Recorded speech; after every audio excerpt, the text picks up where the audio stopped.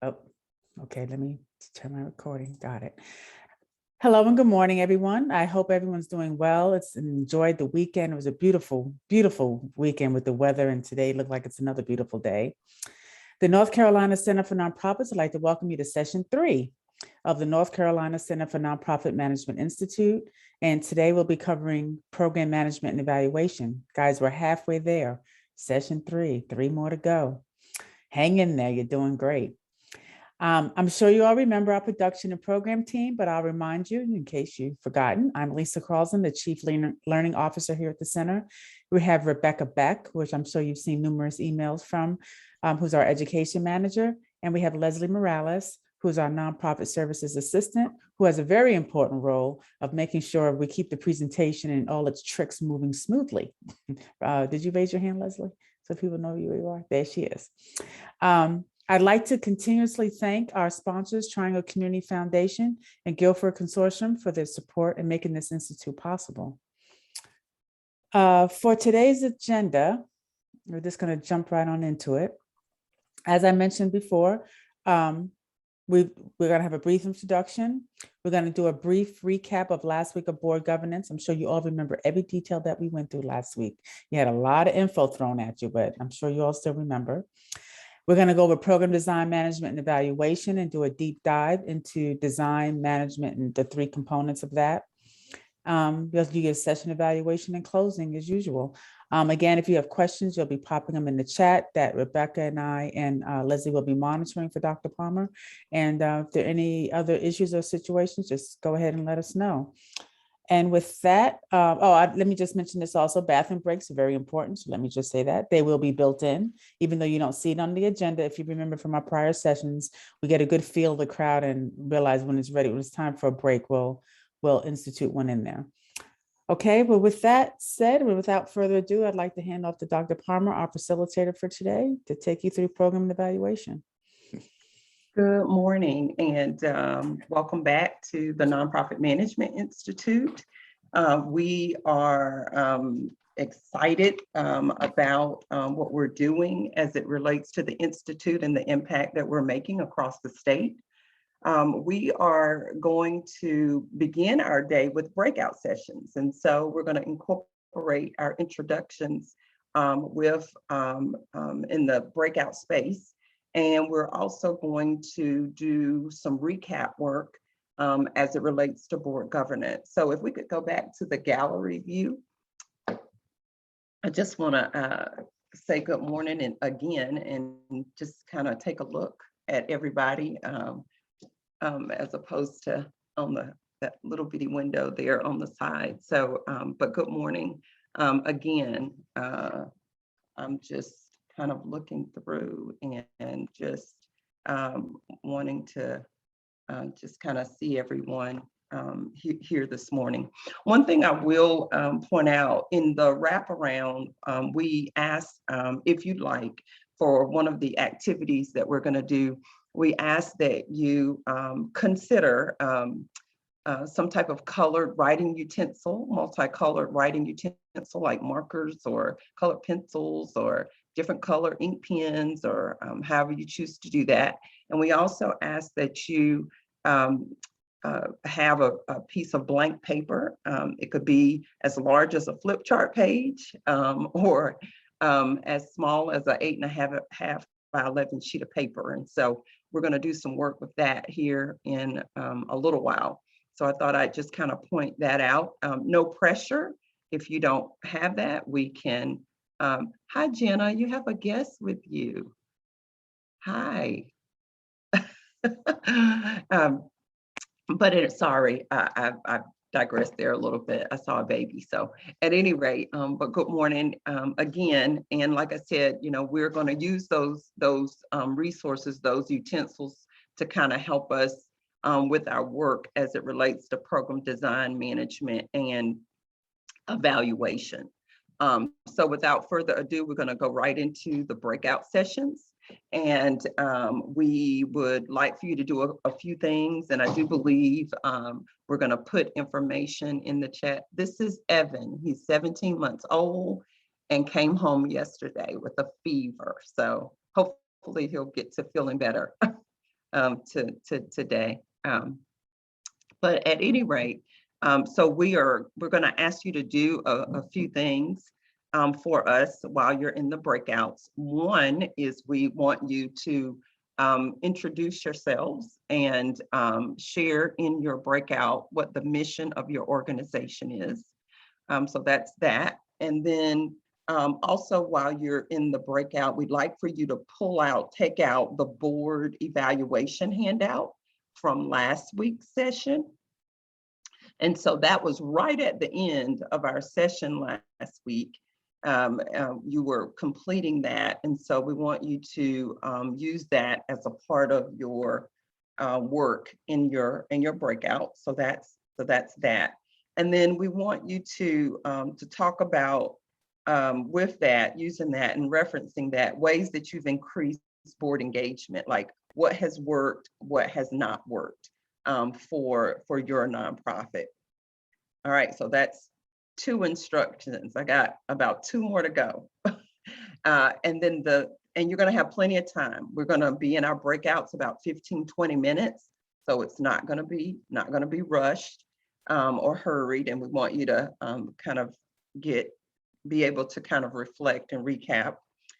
But the third thing is we want you to, as a group in your breakout, to generate one unanswered question that you'd like for us to answer when you return back to the main room.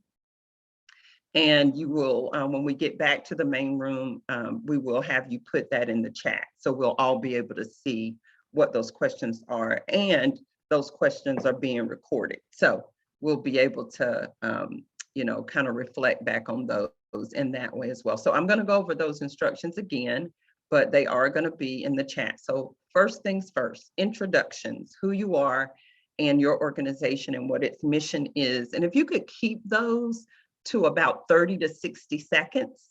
So kind of think about how you want to share that when you go into your breakout. And then the second thing is you use your board evaluation handout once you've done those introductions, and kind of share how you assess your board using that tool. And then if there is, doesn't have to be, but if there is a question that is that your group would like to have answered in the main room, we'd like for you to generate one question. And when we come back to the main room, we'll have you post those in the chat, and we will work to answer those questions. I don't think I've left out an instruction. Rebecca, let me know if I have, but I think she's got thumbs up. So I've gotten that kind of taken care of there. Anybody need clarification on the items that are listed for us to do in our breakouts? Okay, all right. Well, you are headed into your breakout sessions, and you'll have some time to get more acquainted. Yep. Thank you. Go ahead and good morning again. Thanks, Dr. Palmer. We'll go ahead and open up the rooms. We're going to have 6 rooms, and I will post the instructions in the chat for the breakout rooms so you can see them, because when you go to the breakout rooms, you can't see the main chat anymore. So we'll pop those in there, and we'll see y'all back here in about 15 or 20 minutes. Okay. All right. And we're off. And we will pause the recording, Leslie, while we're in breakouts. Thank you. We'll see y'all. Welcome back, everyone. Yeah, well, welcome back. Hopefully everyone was able to spend a little bit of time getting a little bit better acquainted in your breakouts. And again, the attempt too was to do a little bit of a recap of board governance. And so if your group had an unanswered question, if you want to go ahead and put that in the chat, whoever has that assignment to do that with your group. And so we'll go through the questions, and This is a group effort here in terms of answering the questions. So feel free to unmute yourself as we go through. So I'll just give you all a couple of seconds to.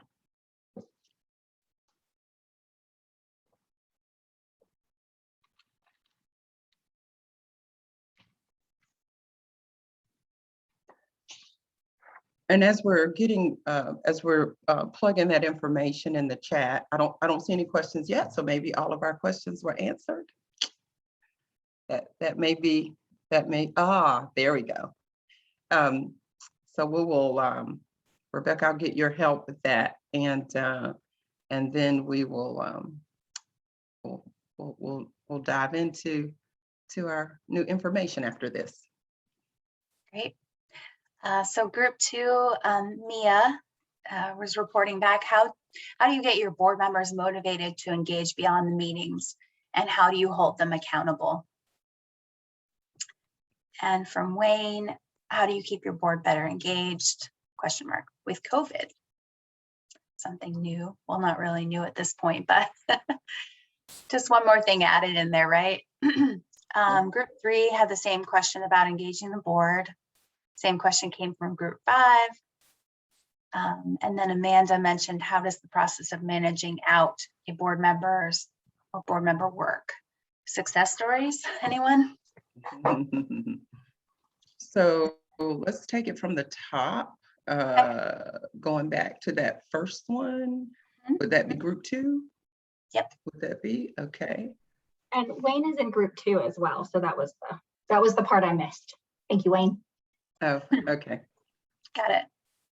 All right. So how do we get our board members motivated to engage beyond the meetings, and how do you hold them accountable?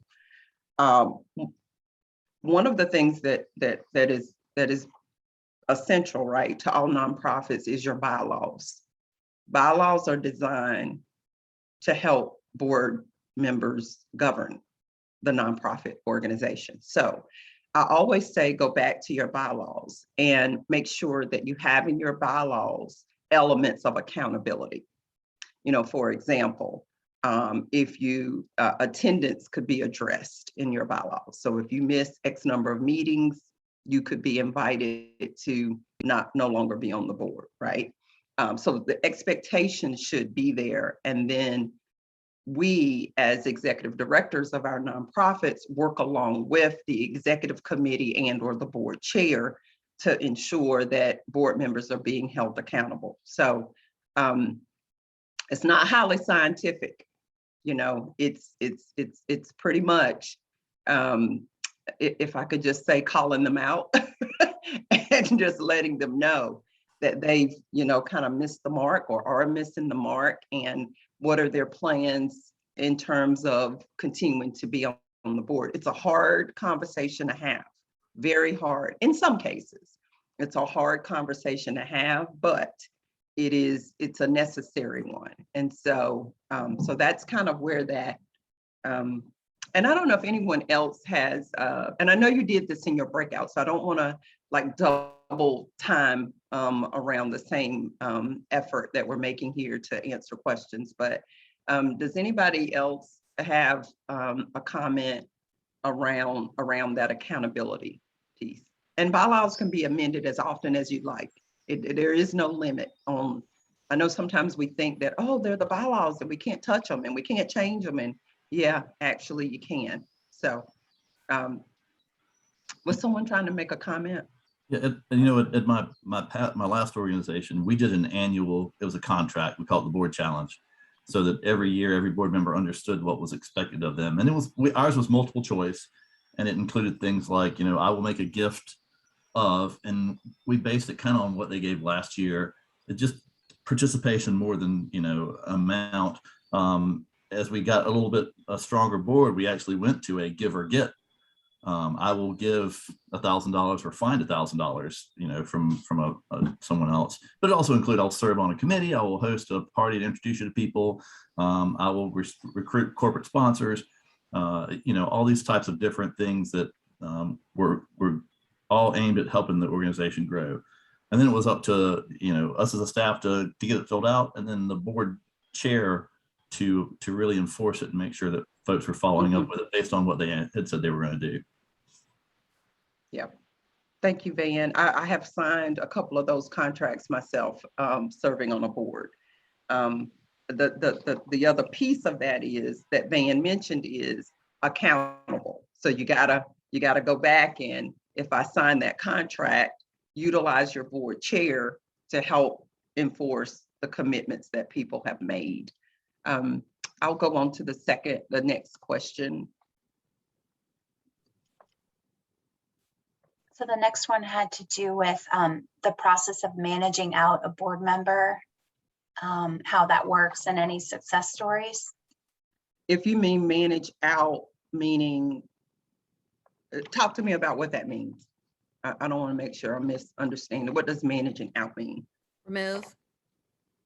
Like fire, like fire them, or their Yeah. time is up, or Yeah. Okay, I just want to make sure I'm getting that right.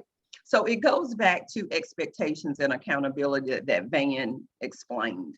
If it's just like hired staff, if you don't have the paper trail and you're not really kind of keeping up with where I'm missing the mark, it's kind of hard to ask me to leave when you really haven't tracked it, right? So, you want to, first of all, have those expectations in place and then hold board members accountable. In the example that Van gave with the contract, there are 10 different items or a dozen items he mentioned that is very important, that was very important to that nonprofit. And the expectations for those board members was laid out in that. I mean, it's the same. I know sometimes we think because board members are volunteers that we shouldn't be as holding them accountable. Actually, we should. And so just like you would evaluate your staff, your paid staff, it's a practice to evaluate the board, which is why we had you to kind of fill out that evaluation of your board of directors overall. But you could also do an evaluation of individual board members. You can use a 360 approach where everybody's evaluating each other kind of anonymously. There are a variety of ways in which you can do that. I think where we miss the mark, though, is that we'll have the mechanism in place to hold me accountable as a board member, but then we don't go back and hold me accountable. And so that's, I think, where we kind of miss it. And it's difficult. Utilize your board chair for that. Can I just So say, the I feel things like that puts almost an undue amount of pressure on your board chair, I feel like, particularly in an organization like mine where we don't have an executive director. That just, I don't know, that just doesn't feel right. That just and maybe that's the only way that it can work, or maybe that's the only person, but that just feels, and the board chair may be really hesitant for whatever reason. There's 1,000 reasons why a board chair may not want to approach a board member and help keep them accountability. They're, human politics, and it's really sticky. So like, I feel like it's not as simple as that. And I don't have the answer as a way to get around it, but that just seems like so much pressure to put on a board chair, particularly when you're talking about human beings and feelings and politics and alienating people who you don't want to alienate. I can make a comment to that too. That is very difficult because some of these people that are not participating like you'd like them to do give money and do believe in your organization. So you have to handle it pretty gingerly. And they may, and so what we've done, I did this the year before last, is I developed a advisory committee. And so what you can do is you have your general board, all your board members, but if that board member can't make the meetings and do the things that you're asking them to do, you can drop them down to the advisory committee if they'd like to do that. And that means that they would help out when they're asked to help out. We have a lawyer that we can pull his information, an HR person when we can pull their information, but they don't attend all of our board meetings. So it helps us put them down a level because they can't be there all the time. So Yeah, and there's Jessica, no, I think that's a good point. I kind of think the same thing when you're talking about that's a lot to put on a board chair. I'd be interested to kind of understand, how does the executive director kind of have some of those conversations too, right? Because when you're talking about the day-to-day operation pieces, yes, I think the accountability for board members is very heavily burdened on the board chair, but I think the ED has something to play, has a role to play in that as well. And I like the idea of an advisory committee, somewhat similar to a committee. I'm wondering if folks might have something equivalent to like a personnel committee, and this could be the executive committee, right? But like if a board member is not pulling weight, does anyone maybe have a committee that of board members that meet with the board member to have that accountability conversation, so it's not all on one person or not just on the board chair and the executive director? so what I would say to all of that is I agree, right? There is no one size fits all. There isn't. The dynamics of each nonprofit is very different, but I think we need to go back to the anchor of the question, and that is, how do we hold board members accountable?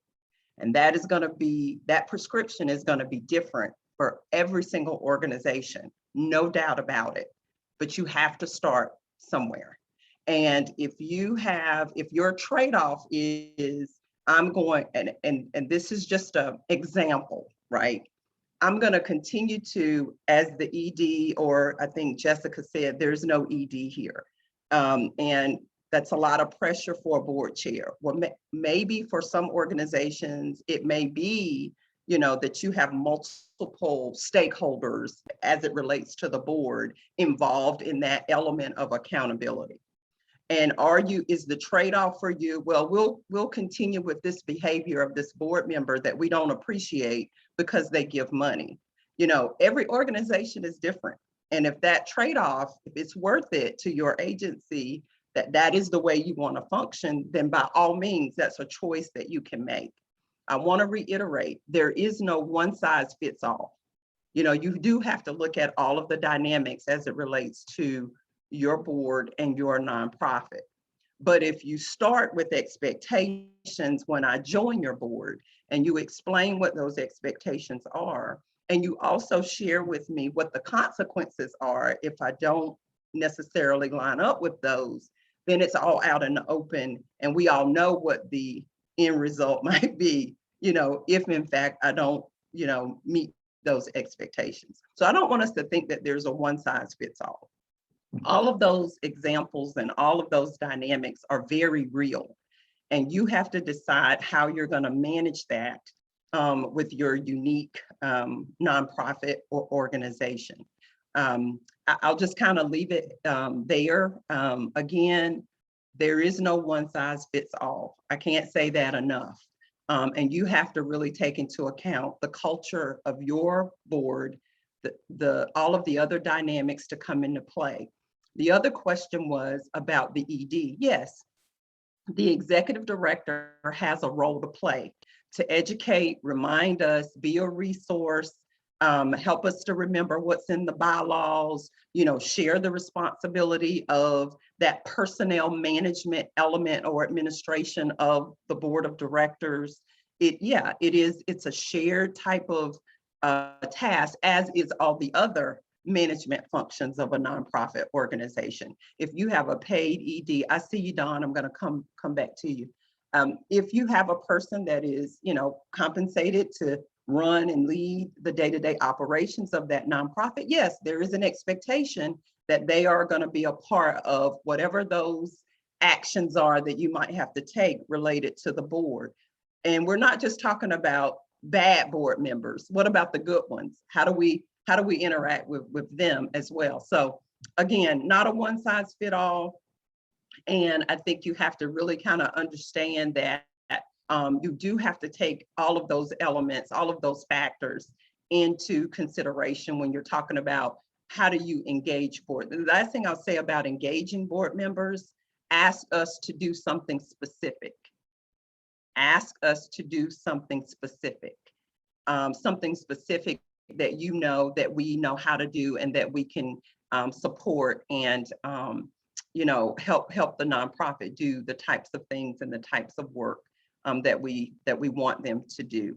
Most board members, if they're on your board, they're probably busy and they're probably committed to other things as well. And so we have to kind of figure out, just how and when and what, a board member might be able to support us with in a unique type of situation.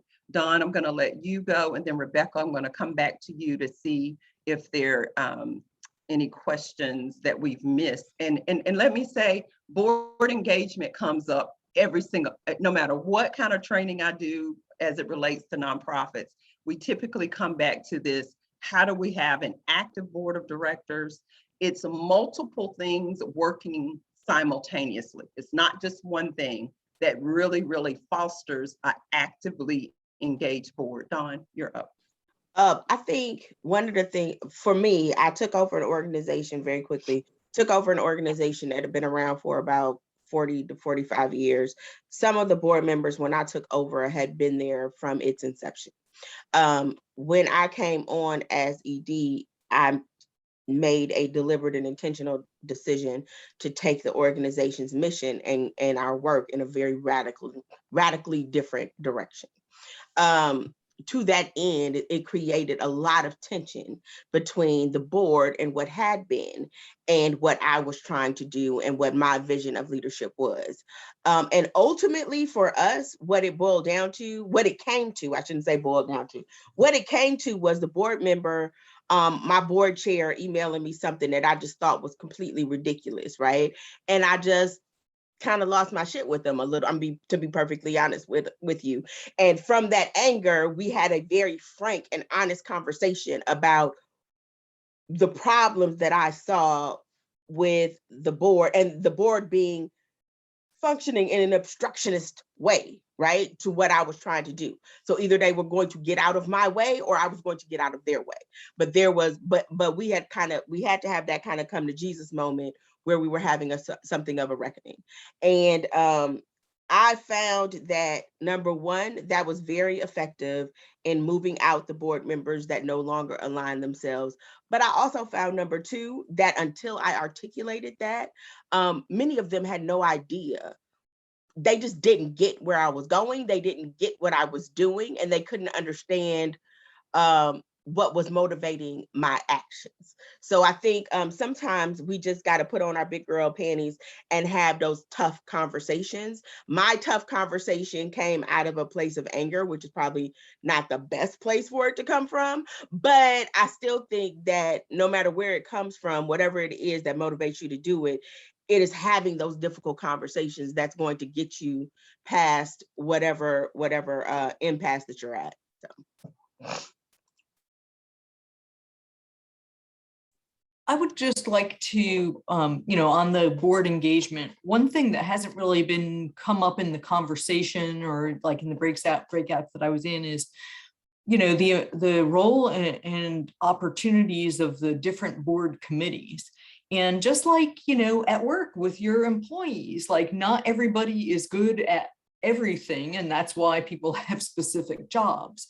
And so, first board committees are the opportunity usually for deeper involvement by the particular board members who are on it. And then, you ideally have people who are on that committee because of their talents and their interest as well. Then, when you have a strong committee that's dealing with some issues, then it's I find it more comfortable that when a committee recommendation comes to the full board and there's not tons of questions, people know like, okay, the people who are really good at this dove deep. And then also when it comes to fundraising, which is in my experience on various boards, of course, always a challenge. Some people are okay with it and some people hate it, or just aren't comfortable with it, especially doing anything beyond writing their own check. Having like a committee that's, development or advancement, where you've got people who are more willing to get involved in those things can be helpful. Thank you, everyone. this is definitely, as I mentioned before, there are approaches and strategies that are going to work best for your organization that may not necessarily work for another, and you have to find your rhythm with that. There's quite a bit of information shared in the chat from your colleagues. There's a contract and commitment form link that I see in the chat. There's a reference to the governance committee, and the governance committee is really the committee that really pays close attention to the actions of board members. And so, as Barbara mentioned, this is a committee where when you are trying to address issues, hard issues and challenges related to your board, this is a committee whereby that is the focus. And so if you don't have an active governance committee, that may be a place where you want to start. For some nonprofits, if they don't have that committee, by default, the executive committee sometimes serves in that posture, I would say. And so they can also assist with addressing issues related to the board. When you have a challenging board member, or you have a board member that's really kind of creating some issues and challenges for your nonprofit, let's just face it, it's not an easy thing to handle. It just isn't, no matter what you have in place. And so I think Don kind of alluded to this, particularly those of us who are executive directors and CEOs of nonprofits. Oftentimes, as the manager of that nonprofit, you may have to put that work and effort into working through a challenge that a particular board member might be presenting, especially if it's deterring and putting in place barriers for doing the work and carrying out the mission. I mean, it's a part of our management duties and responsibilities. And so, again, there's no easy way to address conflict when you're dealing with board members, but I think it would be very unfortunate for us, for our nonprofit agencies and their effectiveness, when we just let things just go on and on and on, and we know that there needs to be a change. And it may not happen overnight. It may be that you have to kind of work at it in order for a change to happen and address an issue like that. So we could go on and on about board engagement and all of that. We do have a resource that I want Rebecca to share with you. And Rebecca, if I've missed anything in the chat, just let me know. I think that's great. This is all really fruitful conversation for everyone. I hope it's helpful. It sounds like it is. One of the comments about combining nominating and governance committee into one, which I think is a great idea, and looking at your succession planning with your board members, and having time for the upcoming board chair to sort of be a co-chair or work with the current chair to figure out how to do how it works within that organization, I think is really helpful, and really planning for that, so you don't have a gap where you're like, oh no, we don't have our next board chair, they're not up and running. You don't run into those problems, and that's in concert with the executive director too, I would think, to kind of monitor that and to help plan ahead for that. So those are all really great. I think that pretty much sums up any questions. Thanks to everyone for sharing resources in the chat. That's most helpful for people to have samples and guides and give them ideas, things to put in their toolbox. So well done. And I'll go ahead and put this additional resource in the chat. This is from Nonprofit Expert. It's a board guide, which we thought would be helpful to you all. And we'll also include it in the wraparound as well. Okay. And the last thing I'll say about the board development or board governance topic is bylaws, bylaws, bylaws, bylaws. The bylaws is the document that provides guidance to board members as to how they should function. And those can be modified, they can be amended, and they can be edited. The second thing I will say to kind of close out the board governance topic is also this idea of board engagement and having an active board. There are a variety of ways in which board members can participate: board meetings, events, volunteering with programs, serving on committees. if there's an expectation for a financial gift, I think they should know that when you onboard them and inquire with them when that doesn't happen. It's a hard conversation to have, but once they sign the dotted line and say that they are a part of your board and this is an expectation, then follow up on that expectation is appropriate. So I think that is something to also think about. I'm going to close out the board governance topic. Rebecca has put a resource that we are providing for you today to kind of give you a little bit more insight into the how-tos as it relates to some of what is necessary to lead and guide your board of directors. Okay, we're going to make a quick transition. Rebecca, if you could go to the capacity building framework slide in the PowerPoint, or Leslie, either one. If we could pull that slide up. So we know that the capacity building framework for the North Carolina Center for Nonprofits has some essential pieces that we kind of work around, or we try to work on. And so our trivia question today, as it relates to the capacity building framework, is a question about the practices. So there are 12 principles that we are working with as it relates to the NC Centers framework.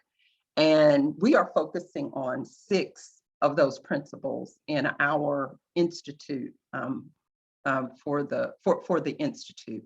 And so with those 6 principles, the trivia question is, how many practices are there? How many practices are there for those 6 principles? How many practices? And you can pop that in the chat. How many practices for the 6? So we've got 241 from Kia. Oh, she says, never mind. that was for the 12. I think that was what you were going for, Kia. So how many practices are we? 150-ish, okay. Van says 54.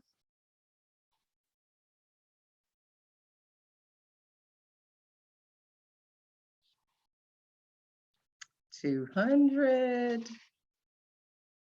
Okay, we're going to go back to the gallery view and drum roll. Rebecca, how many are there? You each were dancing around it. Now, what was it? Price is Right? You can't go over, right? So who was the closest without going over? I believe it was Kia. Okay. And the total is 126. And Kia guessed 100. All right. So 126 practices is what we would have reviewed when we are finished with these 6 topics and areas of managing a nonprofit. So just as a little bit of a transition here, as we kind of move into our new topic, which is program design, management, and evaluation. We're going to be focusing on specifically programs and how programs are designed, and how some ways that we should consider in terms of how to manage a program and what that looks like. And then also some real neat tools around evaluating a program. So we've got 3 components here: design, management, and evaluation. If you had to kind of wrap those 3, kind of wrap it all up together, how would you define, or how would you describe, and you can just unmute yourself or you can put comments in the chat, this whole notion of designing and managing programs and evaluating programs? What are your thoughts about that?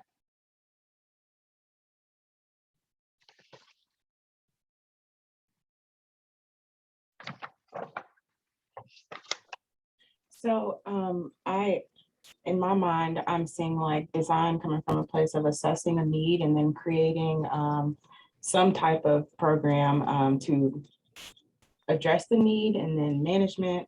How is that going on a day-to-day basis? Are we able to maintain it? And then evaluation, how successful was our program in addressing the need that we were initially looking at?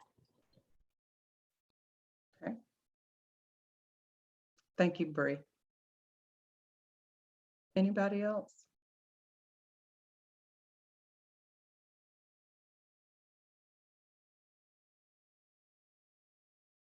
So I do see a couple of, do you see those, Rebecca, in the chat? I see you nodding, yes. Yeah, Uh-huh. we've got, takes a lot of discipline. Yes, it does. To do it right? And you start with, Kia says you start with the evaluation and work backwards. And then Mia said you can't really know what was or was not successful about a program unless you evaluate it and then act on the evaluation. Okay. Anything else there? Okay.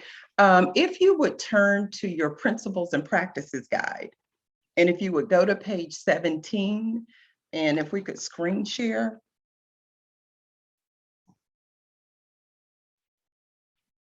So what we do in our principles and practices guide is that we lay out all 12 principles, and then we highlight kind of the overarching practice. And then we look at ways that we can work towards or enhance this area of capacity. And of course, the design, management, and evaluation of programs is a fundamental management function of nonprofit organizations, and executive directors and CEOs are expected to be able to guide staff and volunteers and the board around ways to, if we need to design and create something new, or we need to alter the design of a program, and then making sure we have the resources to manage that program, and then following up with some outcome and impact related metrics, if I could use that. I know that's the term that we're using these days, as it relates to just thinking about how to determine if or how a program is performing. And so here we are, and this is not to read to us, but to just kind of point to and highlight how we describe that overarching practice. So when we describe at the North Carolina Center for Nonprofits, when we describe this particular management function, what we're saying is that the design and the management of programs, we're suggesting that be in alignment with the mission, right, of your nonprofit, and that we acquire the funding and the human resources to actually see that program implemented and managed. We also want to, what we do here is highlight the area of program outcomes, and that we are able to see those outcomes as it relates to or in alignment with the impact that that program is making in a community. And we do that by utilizing a formal evaluation process. So this management function of program design, management, and evaluation, yes, it's essential, but there really are a lot of moving parts to it. And so when we look at this build, thrive, and sustain, in terms of thinking about where we might be in kind of the foundational elements of programming to sustainability of a program. And so if we could move this up just a little bit, just to kind of show those practices. And I want us all to kind of hone in on kind of these areas of practice. Is there any areas that are listed here that folks might have questions about?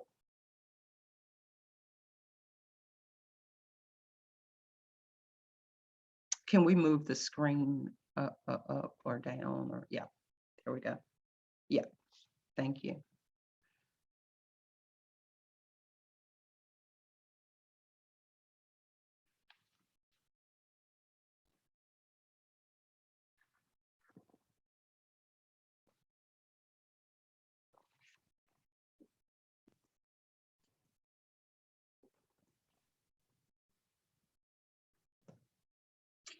I'll address a couple of questions, one of Okay. which is regarding the principles and practices guide. We sent that as an attachment, a PDF attachment in the first two wraparounds, or the first two, I'm sorry, reminders. So the reminders that go out. Okay, good.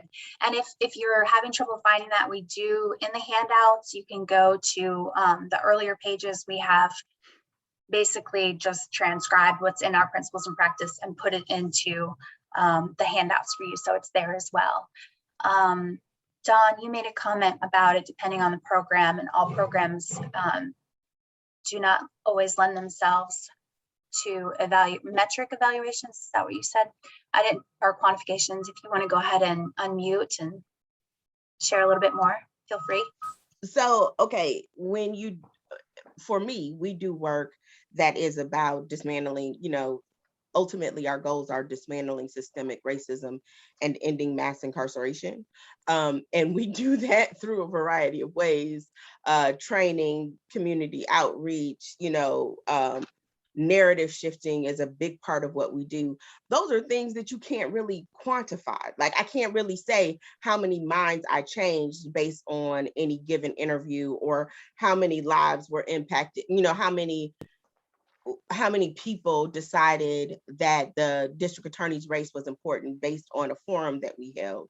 But what I can do is, and I think I think that I could come up with some numbers if people wanted those numbers, but I think the reality is I'd be making that shit up, right? Like, I don't know, I can't qualify it. So I think that we have to be very honest about, and I think we need to be honest about it, and funders need to be honest about what can actually be quantified. And some work just isn't capable of quantification, it just isn't.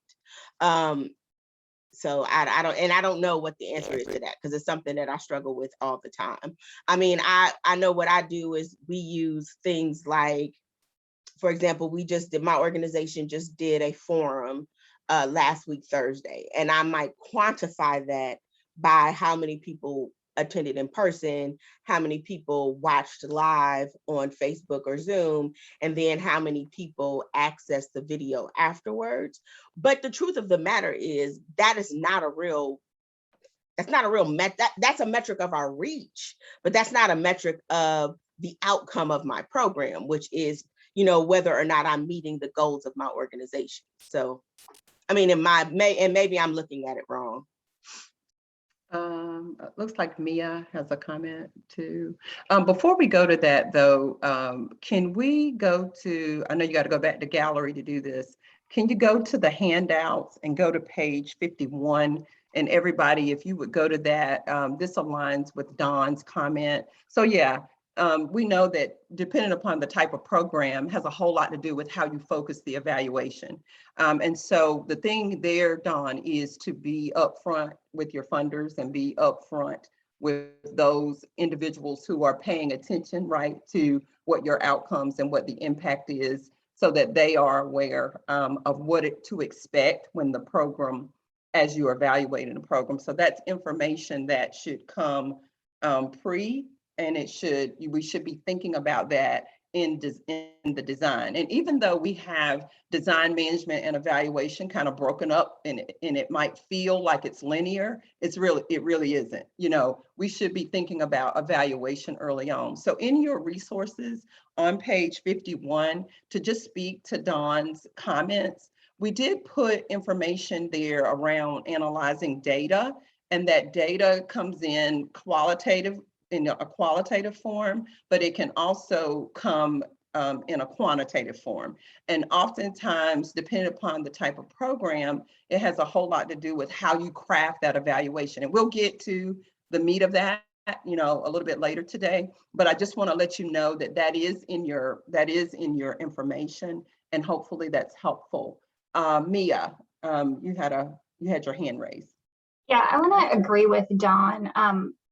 And it's great with the qualitative. I think one of the other things that has to be addressed is that many, if not most, funders only fund based on quantitative results. And it is a huge problem when you have to do so many levels of work that don't give you numbers yet. So like Don said, you know, when you're spending your time working on changing people's minds and changing policy around systemic racism, we're not going to have, you know, we're not going to be able to do one webinar and then have, you know, 7,000 people change their mind, regardless of if, you know, 10,000 people watch it. It just, that doesn't work. So there has to be a change among funders to hear qualitative way before you ever get to numbers. And you may not ever know what those numbers are because Dawn's organization's planting seeds, we're planting seeds, all of our partners are planting seeds. Wayne's organization is planting seeds. We're all working together. And so who knows if it's Dawn's organization or our webinar that changed mine? Probably both. So we know there are multiple causes for impact. There are multiple, you know, avenues in which that occurs. And I do think, I don't know if we could go back to gallery, that'd be great. I don't know, Rebecca and Lisa, I'm a part of a group of capacity builders that work and support the North Carolina Center for Nonprofits in its capacity building work. And so we serve as, I would just kind of say, as a on-the-ground resource for the North Carolina Center for Nonprofits. And over the years, we have been in conversation, and not just conversation, but interacting with funders to try to help funders understand how authentic each nonprofit is, as well as programming. And I don't know, Lisa or Rebecca, if you want to speak to that, you don't have to. But the NC Center, our president and CEO has been for several years now, interacting and interfacing with funders to help them to understand how programming really occurs and what should that look like in terms of what the funder is expecting. I don't know if you all would just want to make a little comment about that, but the NC Center has been in that space for quite some time. One of the things that we did in our capital campaign is we had one of our large donors kick off a capital campaign with a pretty significant donation and asked for a match to that donation. After we explained to people that came to the Zoom meeting that he held about our organization, and each of the people that we asked could actually, we could plant a garden in their name or somebody's name. We could, they could buy a room, or they could buy whatever, help us purchase the house we're in. Something a little bit more tangible, because that was a problem we continually had, and it worked great. We have a lot of people involved right now. It's probably the most involvement, not probably, it is the most involvement we've ever had, the most money we've ever raised. And I know I followed up as the chair of the board with a follow-up call to every one of the donors, explaining exactly what we were doing, and gave it more of a quantitative thought, and asked them to give me input as well on what they'd like to see. Thank you, Wayne. I don't know if there's another comment or not. Okay. But we do see that as a, it is an element of our work that is out front. Like we hear, you know, I work with nonprofits every day, and you know, we're consistently, you know, having to do the types of things that Wayne is talking about. And you're right, Mia, it's not one thing that helps to foster the change that some of our programs bring about. It's multiple causes for that. And it does get difficult to explain that to funders when they don't necessarily really understand how programs evolve. I'm going to move into our activity. Lisa, Rebecca, I don't know if you all were, yeah, I can go on. I can go ahead. Is that good? Okay. All right. So we're going to move and take a deeper dive into these three kind of ways of understanding programs. And the way we're going to do this is if you have your utensils, right, or tools that we asked you to get, can you kind of show me what your paper looks like? What are we working with? 8.5 by 11. Did anybody go old school to flip chart paper? Anybody got flip chart paper on their wall anywhere? No, not. Okay. Van has a flip chart pad there. There is Kathy. She's got hers. I'm just kind of scrolling through here, just kind of taking a look. Okay. I see Bree has the stand, the flip chart stand and the paper. So here we go. So what we want you to do is we want you to use a little bit of creativity, and we want you to create a picture. I'm looking at the chat, Rebecca. I don't want to miss anything in there. I don't want to miss before I jump into our work. I don't wanna... Yeah, I'll just mention that really good point, Mia, that there is a big difference in how we measure the groundwater problems. So those systemic issues versus the fish and pond water problems, things that we see that we want to sort of, we have a intended solution or outcome that we want to put in there and see how it functions. Whereas those groundwater ones are much more complicated, much more involved, much harder to evaluate progress and success. And then also thinking about access and privilege and how that interweaves with fundraising, having access to capital, having access to resources. And that's certainly something that continues to be an issue throughout, right? And one that we hopefully are getting better at addressing and calling out, especially leaders within our white leaders, people of color, everyone being able to come together and have solutions for that as we go forward, because that is a persistent issue that, thank goodness, is now being brought to the surface. Thank you, Rebecca. And thank everyone for your patience. We try to make sure that we insert our chat comments. So, by all means, if there's something in the chat that someone places there, if there's something there and you want to comment, by all means, feel free to unmute yourself, and we will leave space, for individuals to make comments around any of those chat notes that we have. Okay, so here we go. I have my paper. I'm using 8.5 by 11 today. And what we want you to do is I want you to paint a picture for me, or I want you to give me an illustration.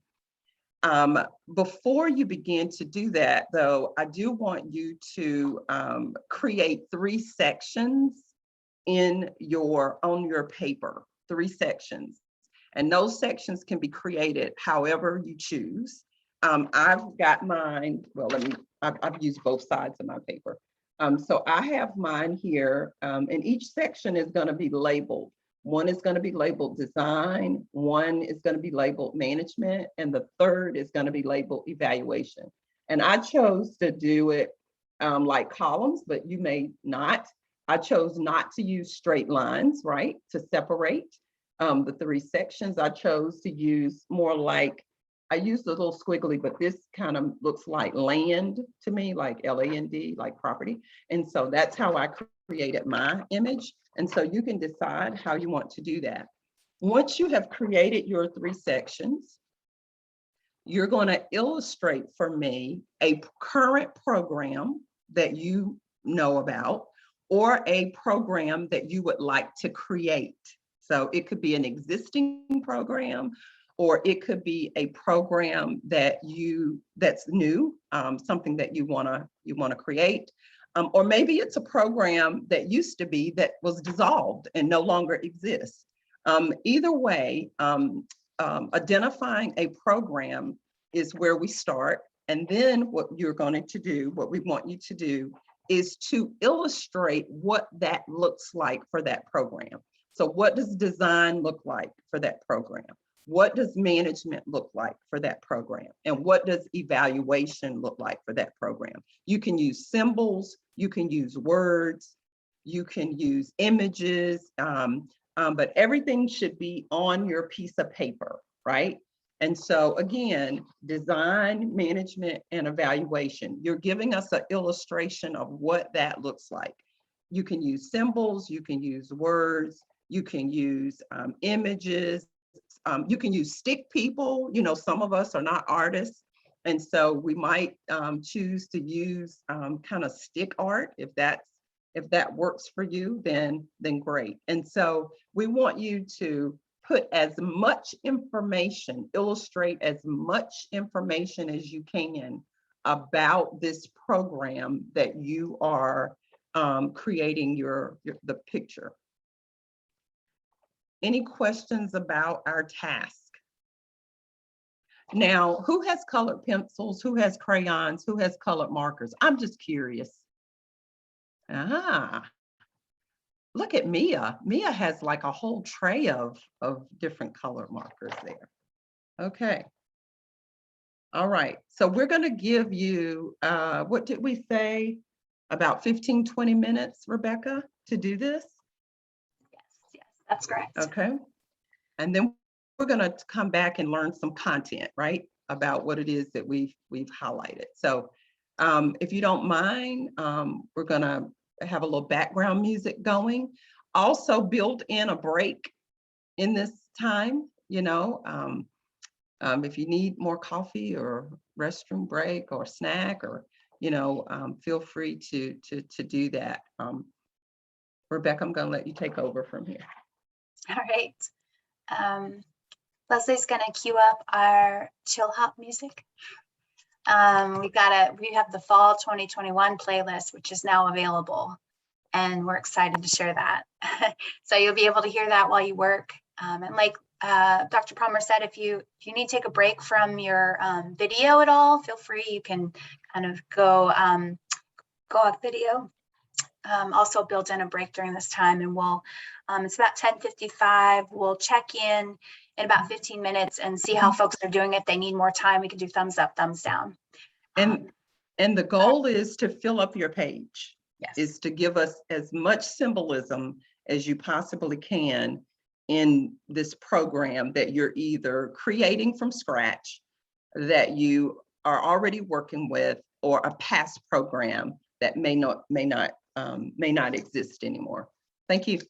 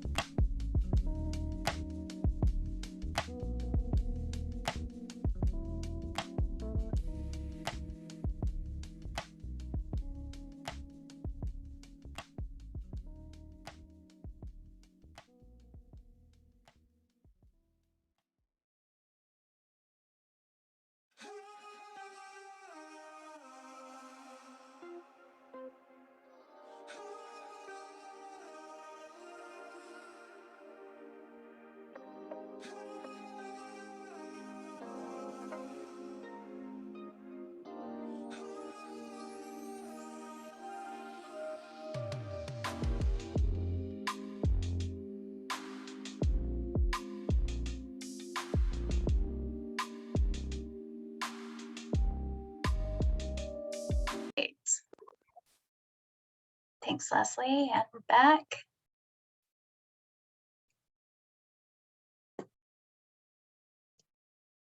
Okay, so we're going to kind of jump into the content of program design, management, and evaluation. And we had you work on that illustration as a means to guide our discussion and to give you an opportunity to really kind of reflect on what it is we'll be discussing as it relates to the different characteristics, or what we've identified as being kind of a checklist.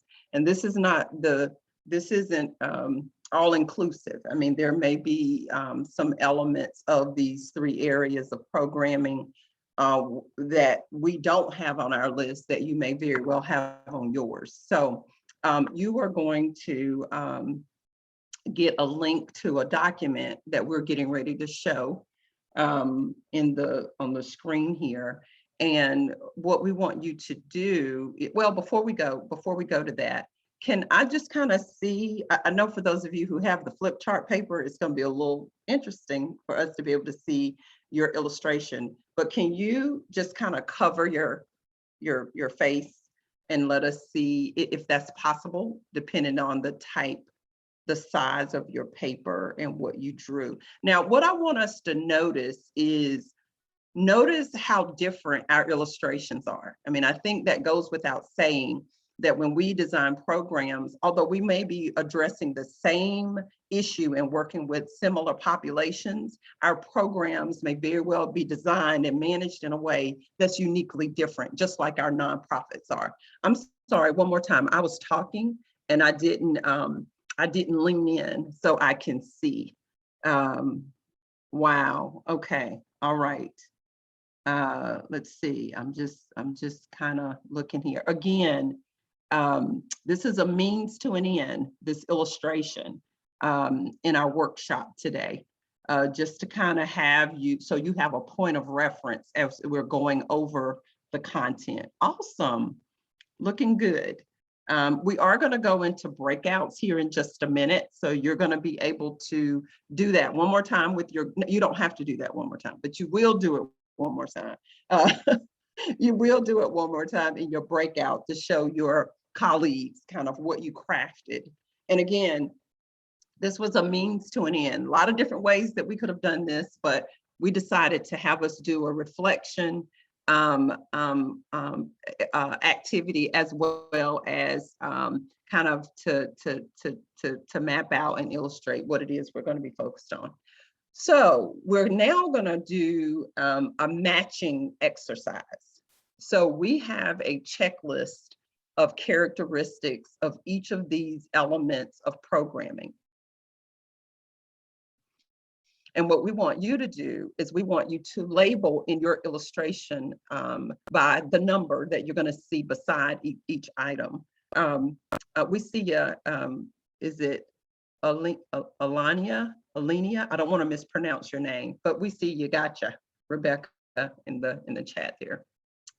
I hope everything is well when you get there. So in terms of these different areas, and I think kind of move it up just a tad, Leslie, just a little bit, so we can see that the other way, I'm sorry. So we can see the bottom, there we go. Okay, so in terms of program design, management, and evaluation, so you're gonna match on your picture what's evident there. So if you have any kind of symbol or notation related to social media, right, then you're going to, which is number 13 under management, then you're going to label that in your picture number 13. And if you have it multiple times, you're going to label it multiple times.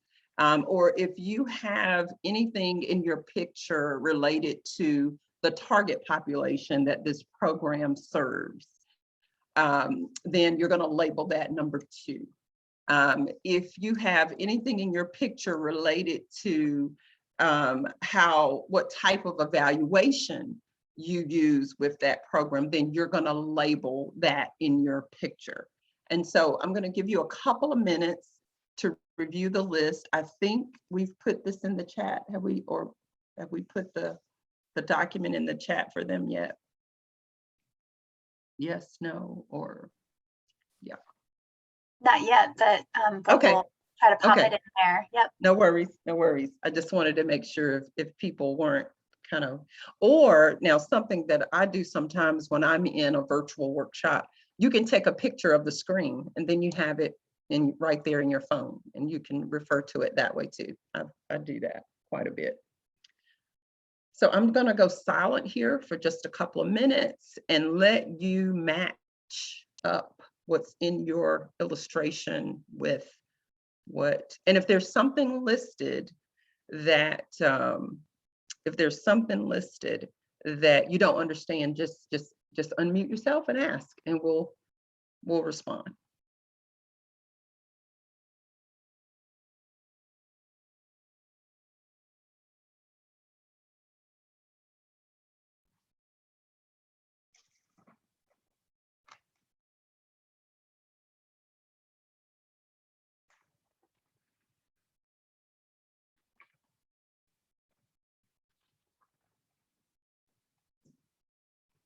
Asset mapping.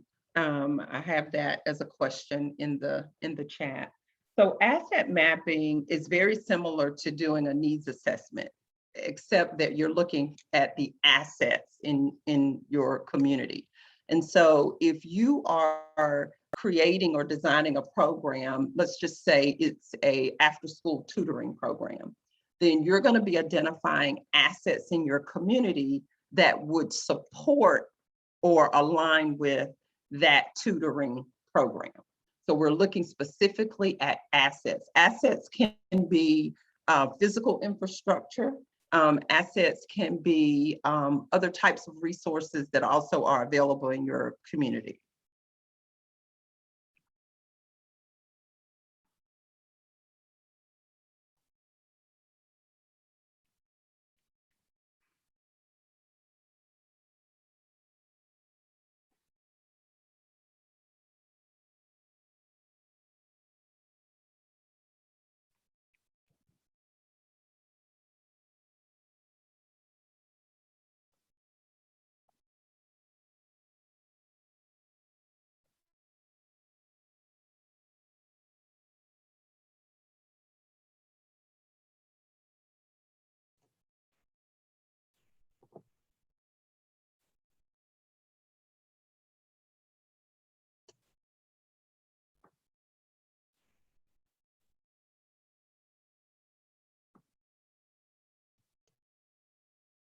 I'm going to give us about 1 more minute, and then we're going to go into the next part of this work.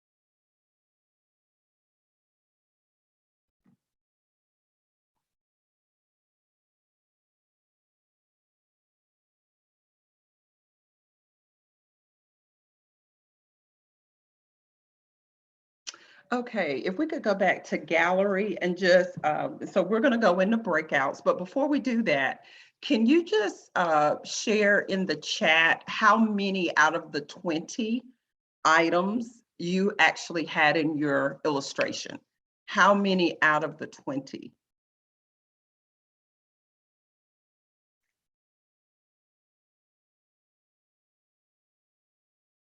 How many at 9, 14, okay, 12, 8, okay, 11, great. Did anybody have all 20?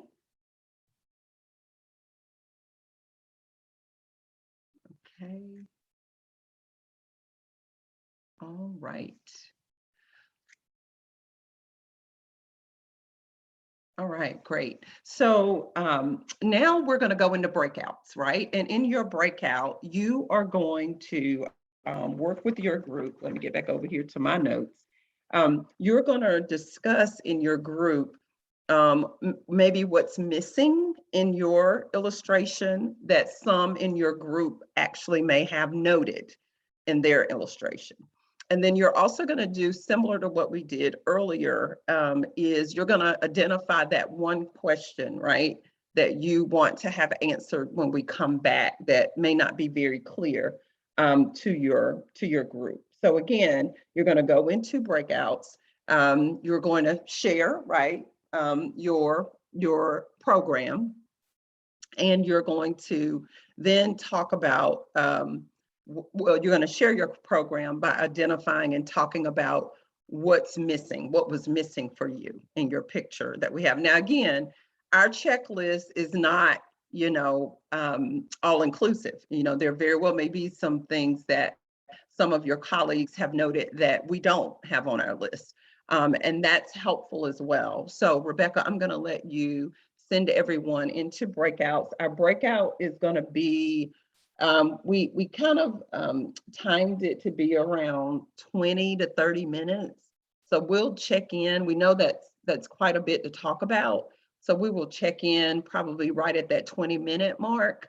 Again, you're working in your groups, and if you get towards the end and you want to save 2 or 3 minutes for a little quick break, by all means do that as well, Rebecca. Or Leslie, I don't know who's doing the, yep. Maybe. Sure thing. We're going to go ahead and open up the rooms, and we'll check in with you all. Leslie's been popping the checklist into the chat in a couple different formats. I think the PDF should allow you to open it and download it before we get into our breakout rooms, because you will need to refer to that. So hopefully that works for you all. We will be including that in the wraparound after today's session. So do you all need, I'm sorry, Rebecca, do you all need us to show it so you can take a picture of it with your camera? Anybody need that? Because you can do that also. If you do, just raise your hand. If not, Rebecca. Barbara's saying yes. So if we could just show it again, and then folks could just take their camera real quick on their phone, and, and then you'll have it. Yeah, or if you have the functionality on your computer to take a quick screenshot. Oh, yeah. And download it that way, that works too. I know I use, what is this app called? Snipping Tool. So Leslie will go ahead and share. She'll scroll up so we can get all those elements in there. Thanks, Leslie. I know you're coordinating a lot here. Let's scroll down on it before you take your screenshot.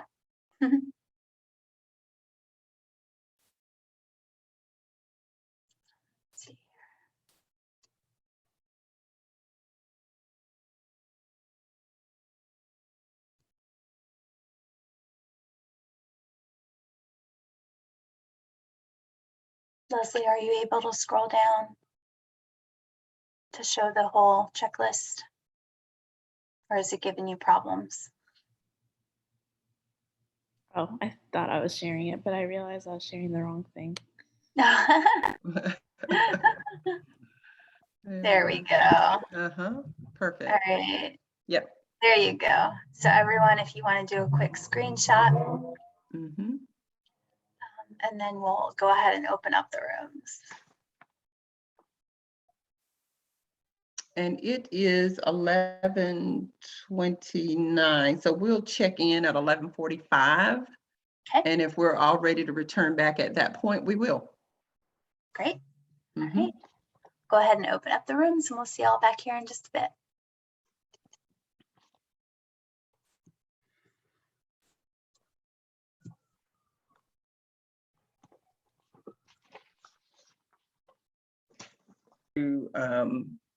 Our work.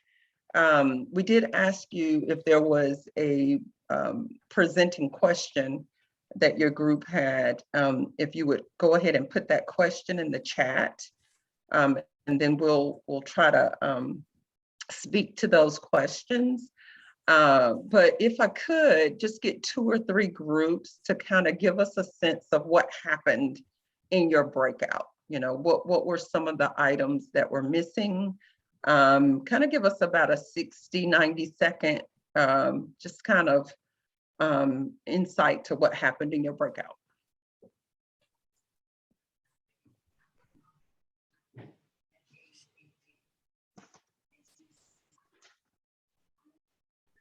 I'll go first.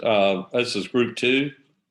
And we had one thing that kept coming back as we went through all 3, design, management, and evaluation. And Mia had talked about it. We really decided to really focus on it, was to have a really good evaluation, standard evaluation form that we use for all 3 areas that we can keep going back to.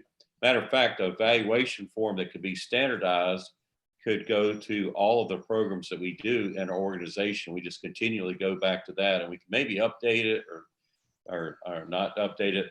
The other thing that came out was when we're designing the event, is to make sure that we go back and look at other events that we've had in the past and really do an evaluation on how we did in those events, what worked well, what didn't work, and come up with an event that we're going to put together using that.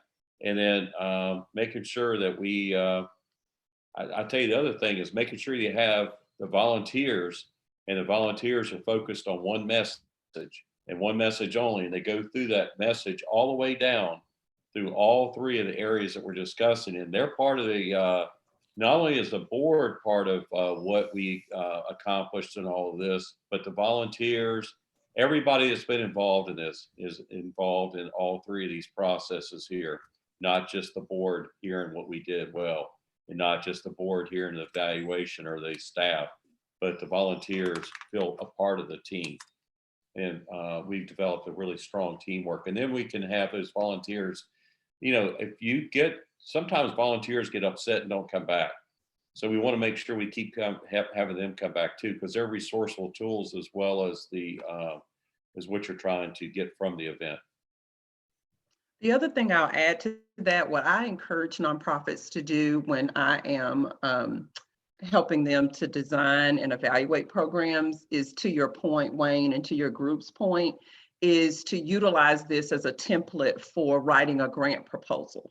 Because oftentimes the information that you see in this list is also information that funders ask for, or when you're answering those proposal questions, oftentimes this information is very helpful. And so you're right, if you have this kind of saved, if you will, for each of your programs, you can refer back to it. And you can definitely use this checklist to create that standard form.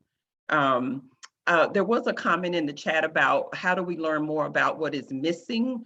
We're going to work through this list by way of posing these questions, but if there is something that you had missing and we don't cover it, can you insert that into the dialogue or into the chat? So give me something more, give me a little bit more specific of what was missing.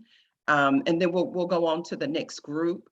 But if I don't touch on that item, let me know. The last thing we're going to do is evaluation, and we're going to take a deep dive into that. So we're going to move through this and then we'll get to the evaluation part. But if there's something that we don't cover, please put the item that you had missing in the chat if you have questions. Next group or another group, let's do about 2 more.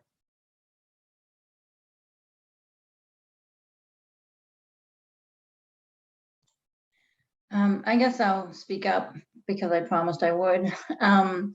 So our group, we really got into some good conversations. We all shared our illustrations. Some of us were more creative. Well, I shouldn't say that, just some actually drew, and some of us were very literal and listed steps. But we did kind of compare notes on, and that's sort of where that question came from. Some hearing what we had listed, they were like, oh, well, we didn't have that on our list. And so that's where we kind of got into that conversation. So I mean, that's basically where our conversation went, was just comparing lists, because when we realized that we were supposed to do that.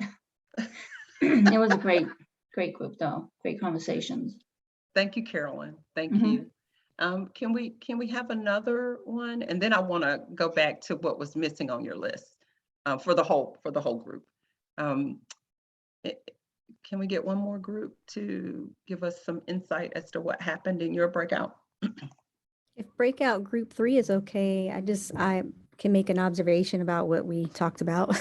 We didn't really designate a speaker, but one thing that we came to in the end was we were talking about the design of programming in general and feeling like the design of the program or, our programs in general really seem like that's the meat, where you want to spend. I'm talking with my executive director lens on where you really feel like that's where you want to spend the most of your time, and having that sense of, other things pulling away and really needing to coddle that program and to stroke it and to really go back to the design over and over again, having that time and wanting to spend that and balancing that with all these other things that also have to be done in order so that you can run the program. But sometimes your program can get lost in the weeds of all of these other things that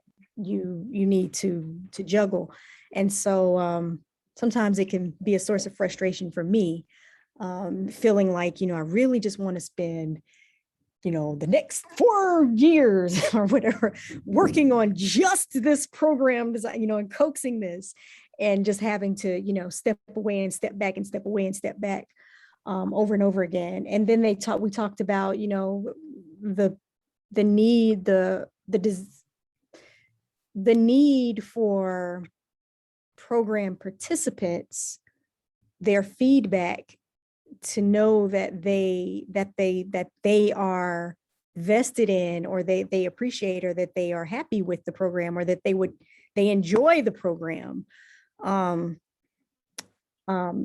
And going back, because what's the point of offering the program if the people that you're serving don't value it? So we talked about the relationship of that in the program development and the management. So we were kind of, and help me out, anybody in our group, but we were kind of talking about the dynamics. Like you were saying, it's not a linear process. It's very iterative and non-linear, going back and forth between design, management, and evaluation. Thank you. And just to kind of look at what was missing. Now we're gonna hone in on evaluation. So if we could look like item 1 through 15, is there anything listed there that folks are feeling a little like, don't know what that means, or how do I really do that? Or any questions about 1 through 15?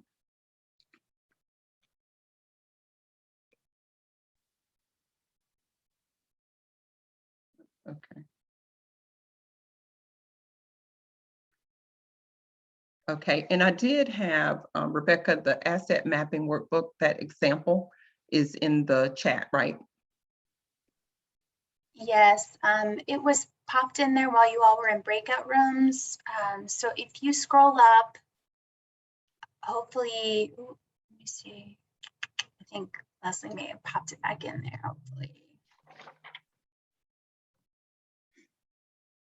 We will, we'll put it back in there. Leslie, if you have a moment to just share again in the chat. There it is. Okay. No, sorry, the asset mapping. Mm-hmm. There was a question earlier about asset mapping and what it is. So I had the team put in the chat a link to a asset mapping workbook that is specifically for a program. So it's an example if you want to kind of go there.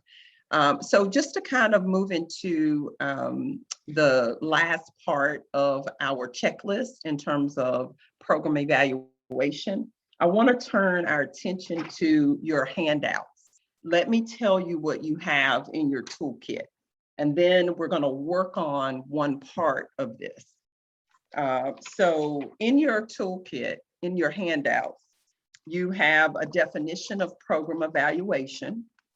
So if that's page 44 in your materials, on page 45, you have a list of what comes after that. So there's this kind of 4 parts to this idea of evaluating a program: prepping for the evaluation, focusing the evaluation, actually conducting the evaluation, and then reporting the results and findings. So that's page 45. Again, I'm going to go through and tell you what you have, and then we're going to come back and work on a piece of this. And so the evaluation prep questions. So in terms of what is the purpose of your evaluation? What do you need in order to get information and feedback? How are you going to collect this information? These are kind of your prep questions to get you thinking about how to proceed with evaluation. And then the next, which is what we're going to come back and spend some time working on, is page 47, focusing the evaluation. This is a worksheet. So why are we doing the evaluation? What exactly are we evaluating? Who will use the information? When will the evaluation be complete? And how will we conduct the evaluation? Now, your handouts that follow the worksheet support these different questions to help us to be able to answer the questions. We put resources in your materials. So focusing the evaluation: why, who, and what, right? Why are we doing it? What are we evaluating?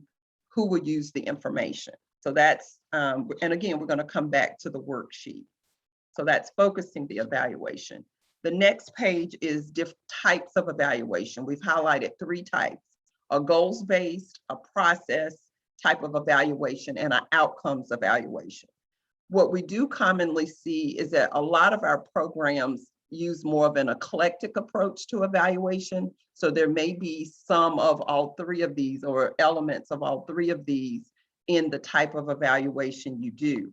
One of my favorite pieces of information that accompanies this, the types of evaluation, is the kinds of questions that the 3 different types will answer. So if you choose a goals-based evaluation, these are the types of questions that we will get answers to, and as opposed to process, as opposed to outcomes. And again, when you are designing your program, it is important to think about evaluation in the design, so that you are implementing and utilizing resources to help you to be able to capture the quantitative and or qualitative information you need to answer those questions. Again, right now, I'm just kind of taking you through what you have in your materials. We looked at the data analysis handout earlier, in terms of thinking about your data as being qualitative and or quantitative, or it might be mixed. You know, it may be a combination of qual and quant. Data collection methods. I know I just said the other handout was my favorite, but this is my favorite too.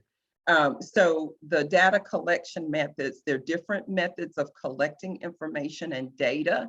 And what we've provided here for you is the purpose for the method. So depending upon the question you're trying to answer has a lot to do with the method that you choose based on its purpose. And so that's another tool or piece of information that you have. And then following that, you have, how do I interpret this data? Now that I have it, depending upon what type of evaluation I conduct, how am I going to, or what ways can I interpret this data? What can I tell, or what can I share about the different data that you would gather based on the type of evaluation? So that's another tool that you have there. And then lastly, you have the content of an evaluation report. And we're looking at reporting. So you're reporting your results and findings to stakeholders. That's page 55. But in terms of the actual document that you might craft, this gives you kind of an outline of what you might utilize to describe the evaluation once you've gone through the process of conducting that. So again, wanted to just kind of first of all share with you, this is what you have in your library.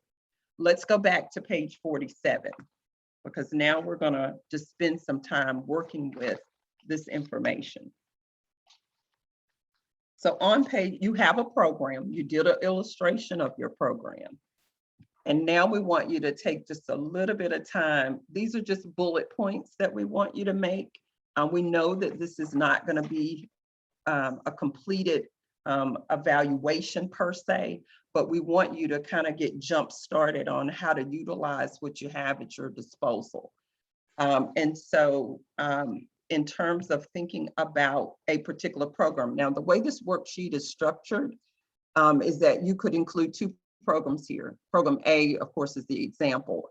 And then, of course, you might, focus an evaluation for, one or two more additional programs. We want you to focus on the program that you illustrated in terms of why would you conduct an evaluation for this particular program? What exactly would you be evaluating? Who's going to inform you about this program in terms of evaluation? When would you like to complete it and what methods would you use? Again, all of this is wrapped in your materials in terms of those handouts. So what we're going to do here is I'm going to go silent and I'm just going to let you fill in your worksheet utilizing those handouts. And there is no, here we're just wanting you to become familiar with what these different pieces of information are. And so I'm going to go silent here. And if you have questions, just unmute yourself. And we're going to stay in the main classroom or the main room to do this. And I would encourage you to go to page 48 because it directly aligns with your why, your what, and your who. So you're the first to kind of give you some prompts as to what you might be focusing on as it relates to each of these questions.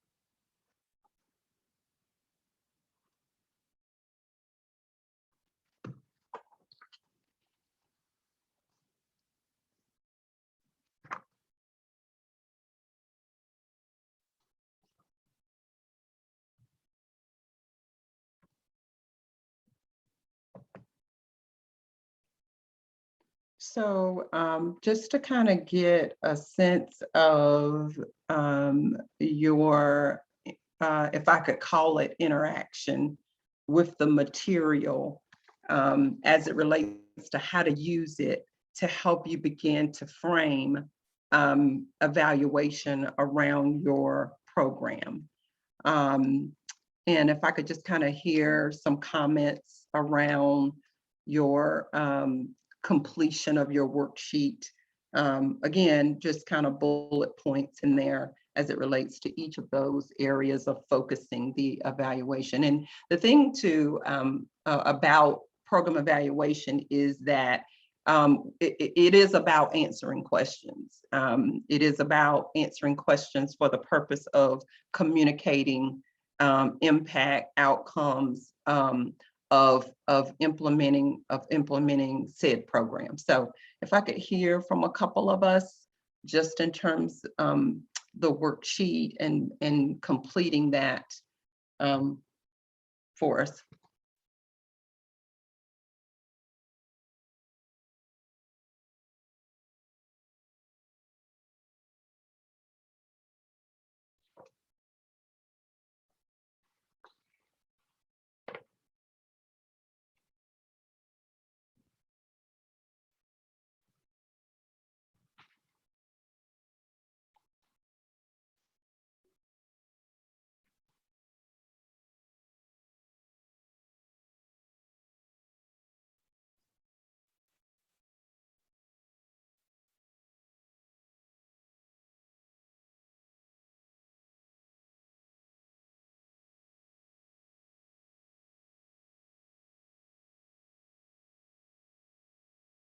I'll take the quiet or silence as we're still thinking and we're still working and we're still processing. I get it. It's evaluation after all. So it does take, it's kind of like grant writing. You know, you get a proposal, you get an RFP, you got to look at all the different pieces, think about what needs to go in each part. And that does take some processing and thinking through. Again, our goal in terms of looking at this is to give you some tools and some resources to really help you begin to frame that. And so thank you, Nicole. Good luck with the funder. I see that comment in the chat. So we wanted to, give you some time to be able to utilize the material to help you to begin to frame what the evaluation might look like. That said, we have two more resources for you. And one is when you look at page handout, let's see, it's page, this is the advantages and challenges for each method. Rebecca, is where we're going. Are we gonna? Is that page 52? It's page 52, yes. The methodologies, is that right? That's correct, yes. And so again, here there is, an indication of or note of the specific methods that we use, but also the purpose of those methods.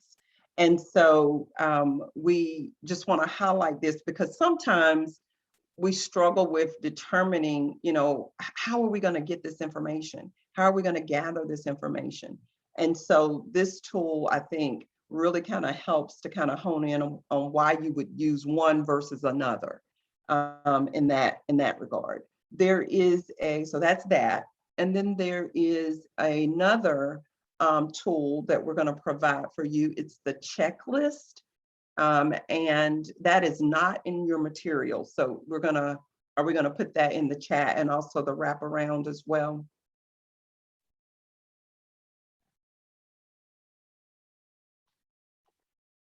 But there is a checklist that we're going to include for you in terms of outlining how and what your evaluation will,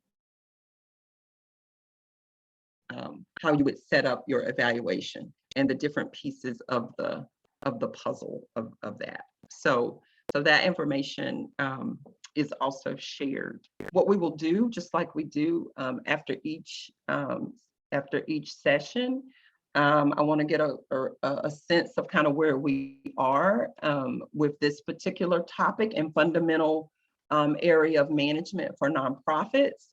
Then we'll share some information that you need to know kind of leaving our session today.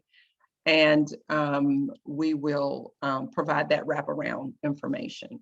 And notice what happens when we are facilitating the sessions from one session to the next. As questions come up, as inquiries come up, we try to circle back around and provide you resources that can support and be able to inform us about some of those questions. And so in your wraparounds, that's why you get, that information, but also in terms of why we have some information in the chat that we provide in the moment, because those questions come up and we know where those resources are. So we go ahead and try to make those available to you in real time. So I'm gonna kind of go silent, and if we could just get some feedback on where we are after today's session.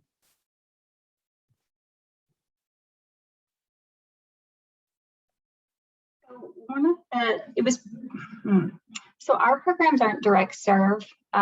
We're sort of in the middle. I hate to use the term intermediary, but we're sort of that. But also we don't have a lot of quantitative results. So we do program evaluation. It's not just one, it's twofold. One is internal to, how did this program work? How is it working? How can we change it?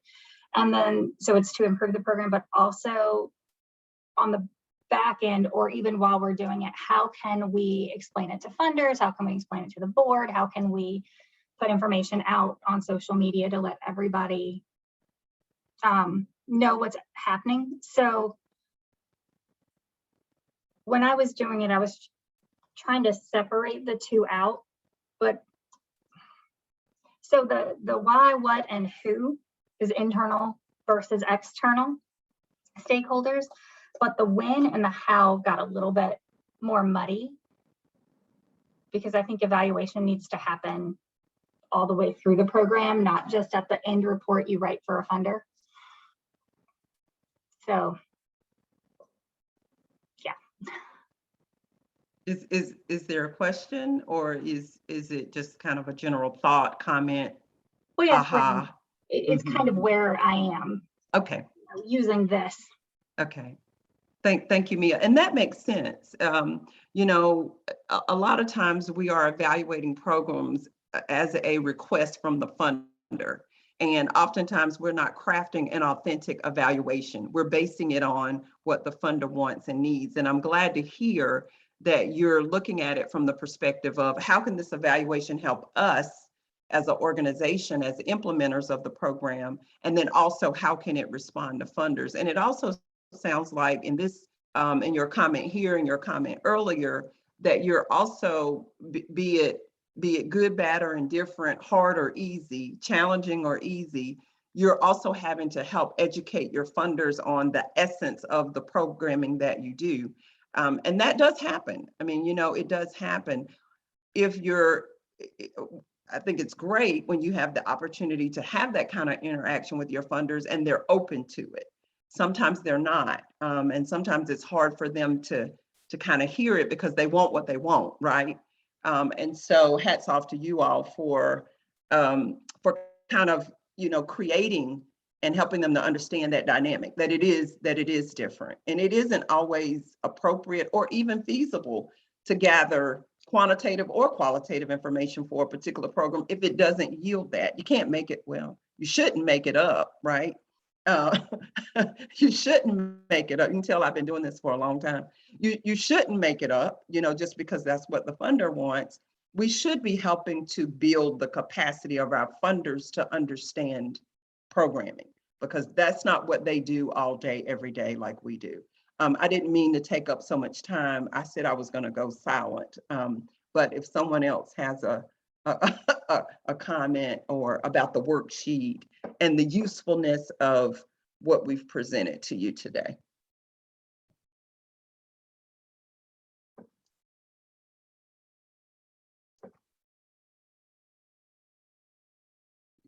I'd like to say that as somebody who's not had to do an evaluation yet, because our programming is so new, we just got Girls in Our House in August. This is hugely helpful because to me, it was always, okay, we're going to have to share outcomes with supporters or people who are questioning how's everything going? And you get that question, how's it going? Well, it's going great. And let me tell you how. I love the use of this to expand that thought, that it's not just to talk about the program in terms of for your supporters, but in terms of how's it going for the young women we're serving? How's it going for my, I have a case coordinator. How is it going for her? Let's evaluate her end of it. Like, how does she think it's going? It's just so much more expansive than I realized. And it almost feels to me like when I was trying to dig into that worksheet, it almost feels to me like I have to start with who, like identify my who, and then kind of work back from, okay, so if it's who's going to use this information, if it's going to be the young women we're serving, then kind of go back through and dig from that list on how to create that evaluation.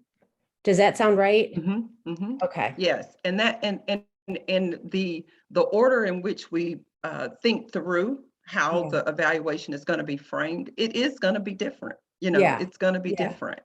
It's going to be different based on the organization that's responsible for that program, but it's also going to be different, in terms of the issue or the population that you're trying to serve. Two different nonprofits could be implementing the exact same program and approach it very, very differently in design and evaluation. That's the challenge of funders when they put out an RFP for a particular program area, right? And then they get 100 in, and they all have a different way in which they have framed all of it. In this case, we're talking the actual design and management and eval of the program. So thank you, Kathy, for your feedback. Do we have time for maybe one more? And then I'm gonna say thank you for giving me the opportunity to work with you today. And then I'm gonna pass it on to my teammates if we don't have any more comments about today's work.